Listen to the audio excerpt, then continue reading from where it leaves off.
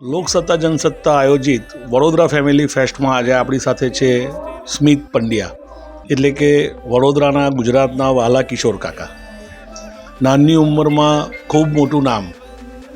સ્મિત માટે એવું કહીશ કે જે વસ્તુ વડોદરાના લોકો કે વડોદરાના યુવાનો માટે અશક્ય હતી એ વાત સ્મિતે કરીને બતાડી કે વડોદરાની કલા પણ ગુજરાતના લેવલ પર ને વિશ્વના લેવલ પર નામના મેળવી શકે છે, અને એ પણ એક કોમેડિયન તરીકેની.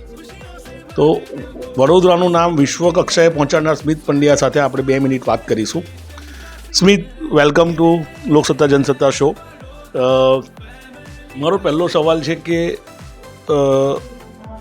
આપ એક એવા ફેમિલીમાંથી આવો છો કે જેનું કનેક્શન જર્નલિઝમ સાથે રહેલું છે, તો એ ફેમિલીમાં હોવા છતાં કોમેડિયન તરીકે કે એક આર્ટિસ્ટ તરીકે આગળ વધવાનો વિચાર પહેલી વખત ક્યારે આવેલો? સર, આ સ્કૂલ ટાઈમથી જ હતું. અને કોઈ પણ મને તો એવું લાગે છે કે કોઈ પણ કલાકારની શરૂઆત તો સ્કૂલ ટાઈમથી જ થતી હોય છે. પણ જે આઈડેન્ટિફાઈ કરવાની વાત છે, બિકોઝ સંજય સર, તમે પોતે મારા પપ્પાને તો બહુ જ સારી રીતે ઓળખતા હતા જ. એ પણ એક કલાકાર રહી ચૂક્યા હતા, તમને ખબર છે. સો એમને એવું ખબર પડતી હતી કે છોકરામાં ટેલેન્ટ તો છે, પણ એમને એવું નથી ખબર કે આ પ્રોફેશન તરીકે સ્વીકારશે. પણ એમણે પ્રોત્સાહન બહુ આપ્યું. સો નાનપણથી આ સર ખબર પડી ગઈ હતી. નાની નાની મિમિક્રી કરતો હતો, પેલા ચકલીના અવાજ, નાનો અવાજને તેઓ શરૂઆત કરી દીધી હતી. પણ પછી પ્રોફેશનલી આખું આ એક્સેપ્ટ કર્યું એને હજુ 10-12 વર્ષ થયા છે. પણ it's a beautiful journey sir. પણ આ નાનપણથી આઈડેન્ટિફાઈ કરેલું. તમે કોઈ બી નવી વસ્તુ કરો ને ત્યારે આરંભે ઘણા વિઘ્નો આવતા હોય, બિલકુલ સર. ઘણા પડકારો આવતા હોય. સ્મિતના જીવનમાં એવો કયો પડકાર હતો કે જે ક્રોસ કરીને આ લેવલ પર પહોંચ્યો? સર, સરકારી નોકરી છોડી ના કર્યું એ બહુ મોટો પડકાર હતો. Because I was so professionally I was lecturer by profession in MS university Baroda. અને એ છોડીને પપ્પાને એવું કહેવું કે પપ્પા હું ફૂલ ટાઈમ આમાં જઉં, એટલે એક ધ્રાસકો તો પડ્યો હતો જ અમને. પણ એ પડકાર, જો મને એવું લાગે છે સર કે તમે જો ઘરેથી સપોર્ટ હોય ને તો પછી દુનિયા તો જીતી લેવાય છે, પછી તો કશો જ વાંધો નથી. સો એ કોન્ફિડન્સ મને ઘરેથી જ મળ્યો હતો. પણ એ અઘરું હતું સર કે બધું સેટલ, બિકોઝ સર આમ કશું બાપદાદાનું કશું બીજું આપેલું છે નહીં. આ જ કરવાનું છે, ભણવાનું છે, જોબ કરવાની છે.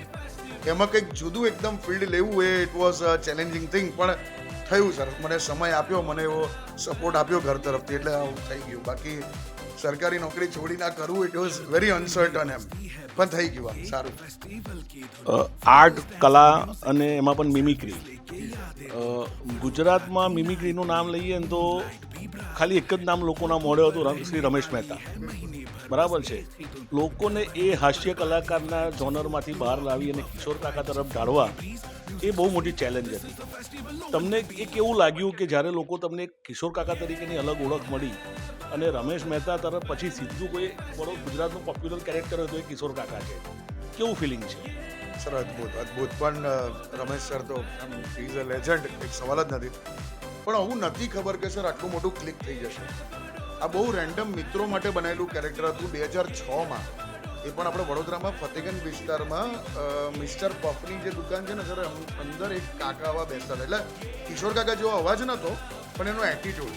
સાદી બંડીમાં બેઠો હોય અને પેલા લાલવાળા ચણી બોર આવે ને એ ખાતો હોય આમ કરીને.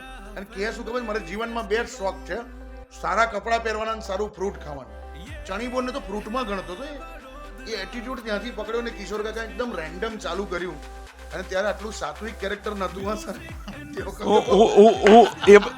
એ વાત પર હું પ્રકાશ પાડીશ કે અમે લોકો તે વખતે વડોદરાના જર્નલિસ્ટો રાત્રે સ્ટેશન પર ચા પીવા ભેગા થાય અને ત્યાં આગળ સ્મિતની એક ક્લિપો સાંભળવામાં આવતી હતી. અને એ પછી સિનિયર પત્રકારો એવી કોમેન્ટ કરે કે આ છોકરો આડા માર્ગે ચડી ગયો છે. આજે આ સ્મિતને જોઈને અમને બધાને ગર્વ થાય છે. પણ હું એવું પૂછવા માગું છું કે એ આખું જોનર જે બદલાયું, એનું પહેલું ક્લિક કે જે કિશોર કાકાને પહેલી સફળતા કયા પગથિયે મળી? 2015 સર, જ્યારે પહેલી વાર આ રેડિયો પર આવી. સો મારા સર જે હતા રાજીવ પટેલ, એ સરે એવું કીધું કે તું આ જ વસ્તુને તું ફેમિલી શોમાં કન્વર્ટ કરી શકે છે. બધું ઓફકોર્સ કેમ નહીં.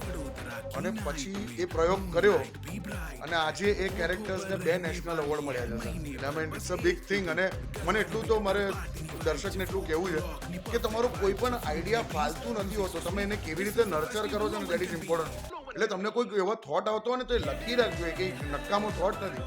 આ હવે લોકો કિશોર કાકા તરીકે જ ઓળખે છે. મને સ્મિત પંડ્યાને ઓલા કૌંસમાં કિશોર કાકા એવું લખે છે લોકો. I am so proud, I am so happy about it. So 2015થી સર રેડિયો પર આવ્યો ને ત્યારથી એકદમ ઘર ઘર સુધી હું પહોંચી. તમે ગુજરાતમાં શો કરો છો, ભારતમાં શો કરો છો, વિશ્વનું એવું કયું સેન્ટર છે કે જે તમે એવું માનો છો કે આ જગ્યાએ મારે શો કરવો છે અને એ મારા જીવનનું સૌથી શ્રેષ્ઠ સમય હશે? આમ તો સર લગભગ અત્યાર સુધી 18 કન્ટ્રીમાં શોઝ કર્યા છે. 18 જગ્યાએ બહુ જ સરસ રિસ્પોન્સ. અને ગુજરાતીઓ તો જ્યાં છે ત્યાં અદ્ભુત મજા જ આવે છે. પણ જેમ ઝાકીર ખાને જે મેડિસનમાં કર્યું ને સર, એવી ઈચ્છા તો ખરી. એટલીસ્ટ ત્યાં નહીં તો સિડનીમાં કરીશ, ઓપેરા હાઉસમાં કરીશ. મુંબઈ ઓપેરા હાઉસમાં તો કર્યો છે, પણ સિડનીમાં કરીશ. મને એવી બહુ ઈચ્છા છે કે ત્યાં આપણા ગુજરાતીઓ ભેગા થાય. થેન્ક યુ સ્મિત. આપણી સાથે વાત કરીને ખૂબ મજા આવી અને આવી જ રીતે લોકોને હસાવતા રહો, આનંદમાં રહો અને મોજમાં રાખો ને મોજમાં રહો. Sir Loksatta Jansatta has taken a great initiative. અહીંયા સોશિયલ કોઝ પણ બહુ ઇમ્પોર્ટન્ટ વસ્તુ છે, સોશિયલ કોઝ. અને જે રીતે અહીંયા કલાકારોને પ્રોત્સાહન કરવામાં આવે છે, થેન્ક યુ સર. કે વડોદરામાં આવું થવું એ બહુ મહત્વનું છે. So all credit goes to you and Loksatta Jansatta. So Vadodara family ફેસ્ટિવલમાં જો હજુ તમે વિઝિટ ન કર્યું હોય તો પ્લીઝ આવો, તમે જુઓ આખો માહોલ શું છે. અને તમામ આર્ટિસ્ટ કલાકારો એટલા ખીલે છે અહીંયા. સો પ્લીઝ હું દરેકને નિવેદન કરું છું, પ્લીઝ તમે અહીંયા આવજો. હું એવું ઈચ્છું કે કિશોર કાકા આમંત્રણ આપે. એટલે આવું જ પડશે, આપણું ઘરનું છે લા. એટલે આવો મજા કરો. અમે ઘરનું ખાઈ ગયા. ઢોકળી અહીંયા ઢોકળી નહીં મળતી, થેપલા નહીં મળતા. અહીંયા બધું જાત જાતનું મળે છે. સરસ મજા કરવા આવો.